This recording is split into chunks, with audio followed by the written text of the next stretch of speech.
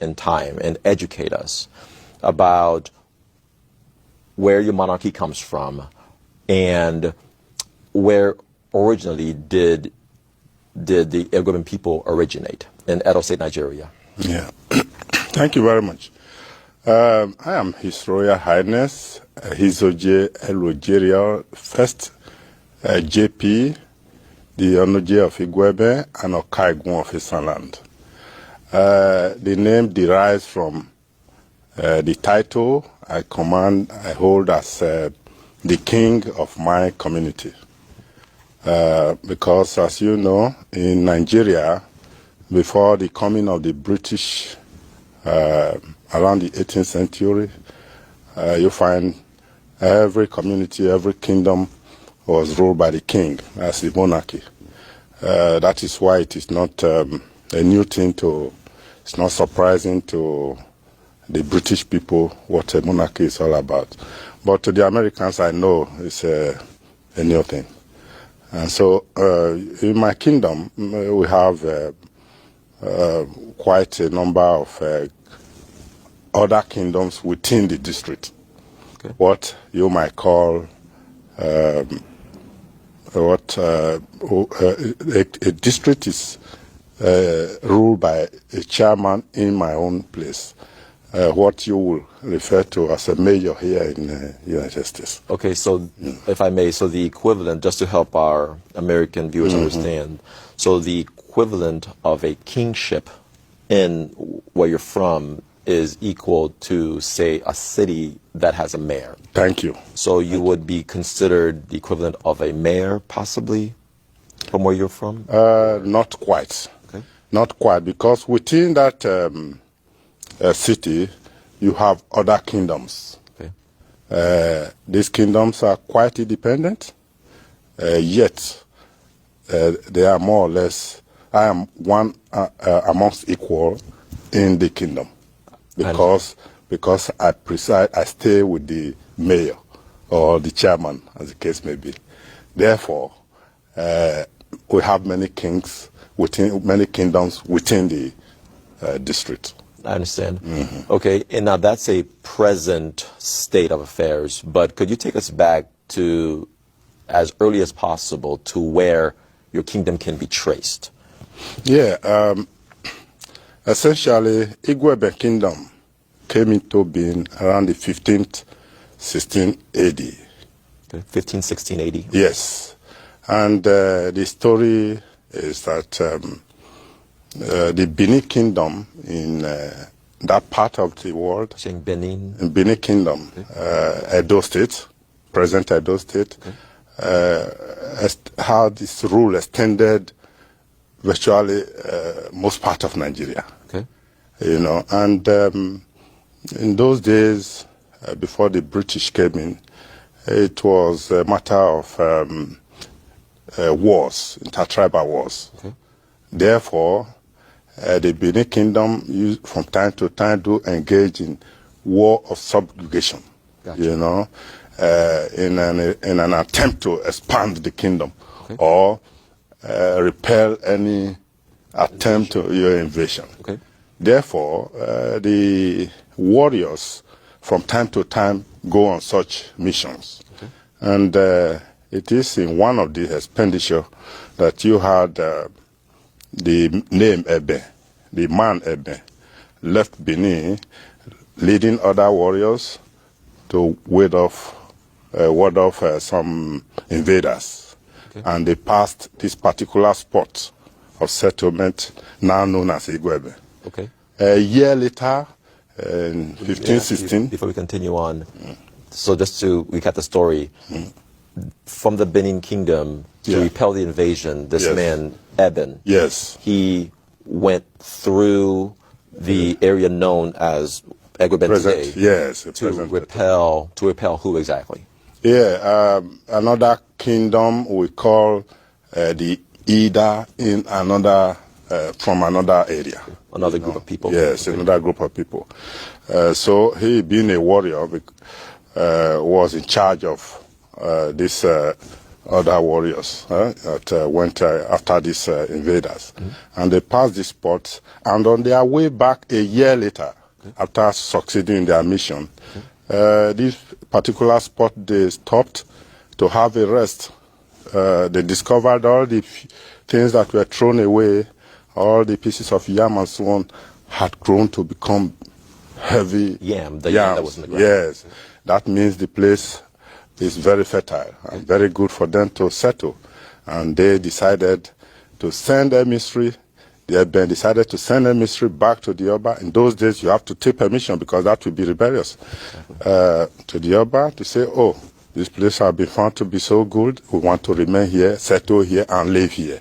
And as usual, we'll take some items, some gifts to show the Oba that this is why we want to live here. Fertile land, okay. And we don't forget that in those days, there was this Obas of Benin in those days were very ruthless.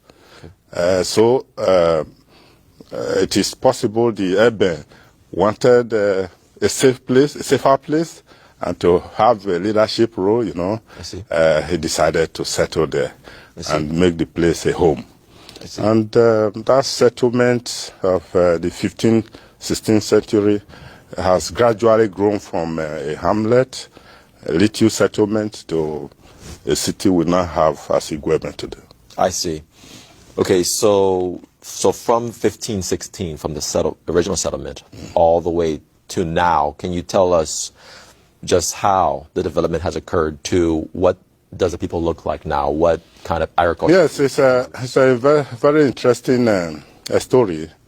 You have people who settled as warriors, as fighters those days, went into farming, farming of all sorts, yams, other crops and so on, gradually have developed from that level to other professions.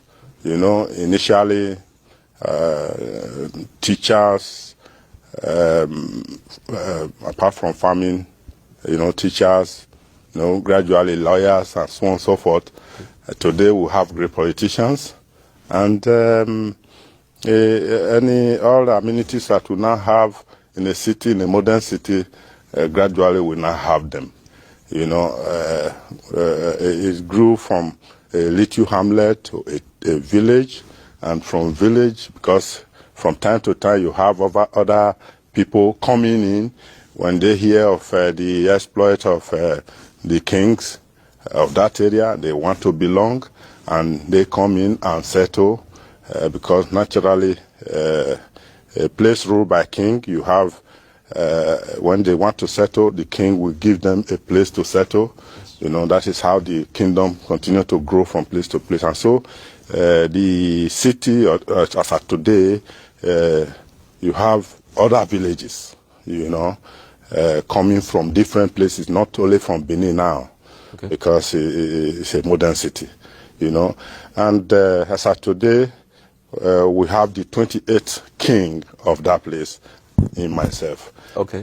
We've had 27 rule before myself. Yeah, we'll talk a little bit about your monarchy and the lineage, but to help our viewers understand, where exactly in Nigeria is Egweben? Yeah, Egweben is situated in Edo State. Edo State is in southern Nigeria, and initially we had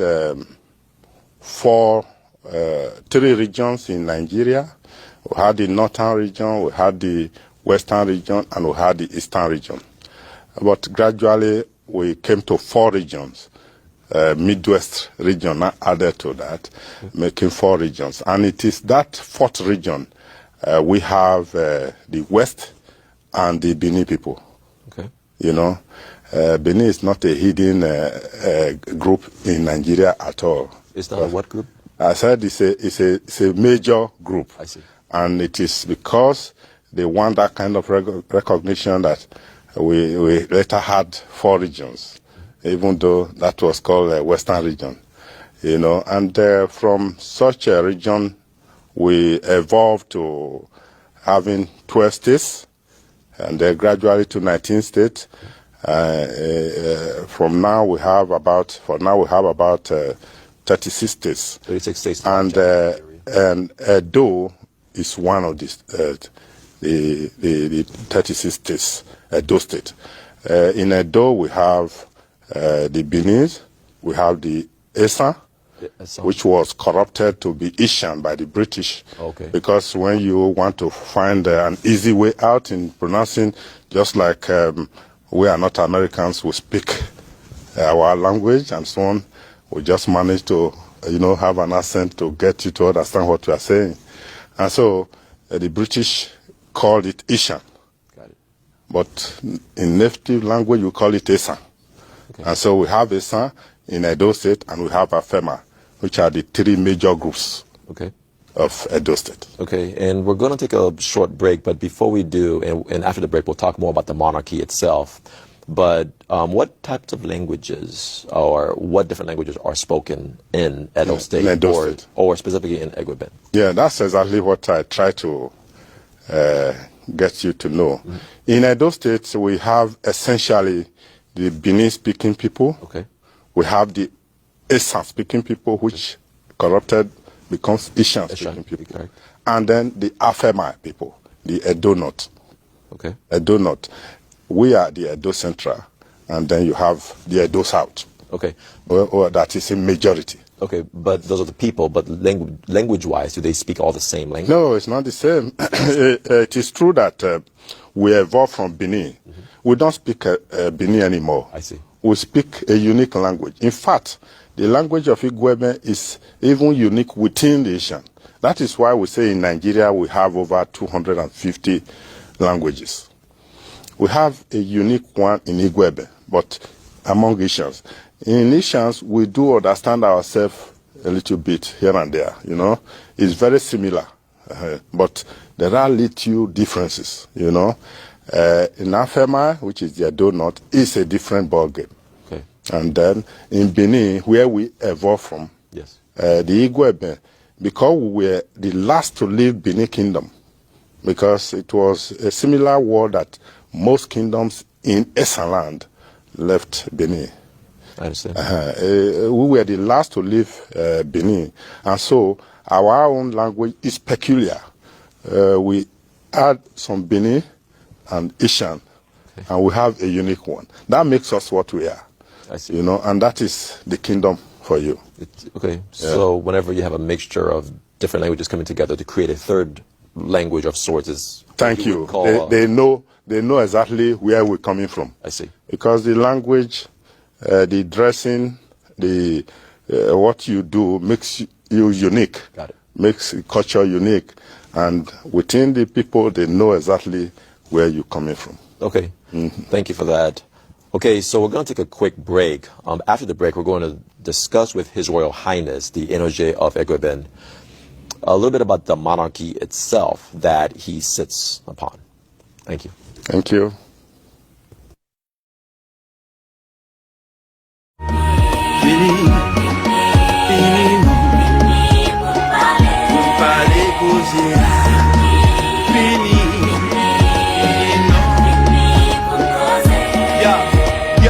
Son couteau chanvré Kiske ya ou bo yo tan pri dim pou ki sa chanje. Oui sa chanje, fok te gen ede pep, oui pou sa manje pendant. Welcome back to International Fest. Today we have our guest, His Royal Highness, the Enoje of Egweben. And Royal Highness, welcome again. Thank you. I wanted to just ask you some questions on the monarchy itself. Now, you are a king, and the word king in your language is called Enoje. Yes. Correct? And I hope I'm pronouncing it correctly. You're getting something. So, as Enoje, does the word king capitalize it, or what exactly is it to your people? Yeah, the word Enoje in my area is typifies the founder of the place, okay, of that kingdom. Okay. That is the meaning there. if you have in Benin, the bigger kingdom where we come from, the name of the king is Oba, Oba. the Oba of Benin, Got it. the Onoje of Igwebe. Okay. Then in the north, you have the Sultan of Sokoto, Okay. Sultan. who is more or less the religious head of the entire Muslim people in Nigeria. I see. Don't forget, the northern part of Nigeria, you're looking at the Muslim, and then the southern part, you have different name for the king, for the monarchy, the head of the kingdom. In the Yoruba area, the west I mentioned earlier, you have Oba also. Oba of Lagos, Oba of Ibadan. The Oba, they use that name. Yeah, but down to Igwebe in Isha, we have the Onoje. Okay. Yeah. And where does the NOJ hail from, come from? What's the link? Yeah, that is what we just mentioned, that the headship, the founding of the kingdom determines Yes. what name you answer as the king. Okay. You know, and I told you we evolved from Benin. Correct. You know, so virtually all the kingdoms in Ishan, which I told you the British corrupted to be Ishan, Yes. they answer Onoje. Okay.